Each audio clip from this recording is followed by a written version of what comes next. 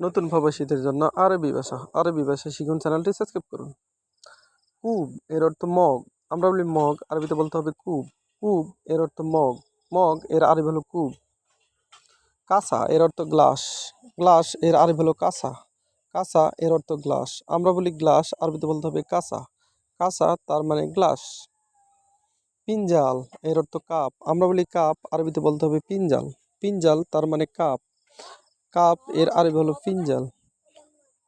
সাহান এর অর্থ প্লেট বা থালা। আমরা বলি প্লেট আর বা থালা, আরবিতে বলতে হবে সাহাল। সাহাল এর অর্থ প্লেট। প্লেট এর আরবি হলো সাহাল। সাহান এর অর্থ প্লেট। প্লেট এর আরবি হলো সাহান। মিগলা এর অর্থ পাইপেন। মিগলা এর অর্থ পাইপেন। পাইপেন এর আরবি হলো মিগলা। মিগলা এর অর্থ পাইপেন। পাইপেন এর আরবি হলো মিগলা। বাদিয়া এর অর্থ বাটি। বাদিয়া এর অর্থ বাটি। বাটি এর আরবি হলো বাদিয়া। বাদিয়া এর অর্থ বাটি। ভিডিওটি ভালো লাগলে অবশ্যই সাবস্ক্রাইব করুন এবং শেয়ার করুন। পরবর্তী ভিডিও পাওয়ার জন্য অবশ্যই সঙ্গে থাকুন।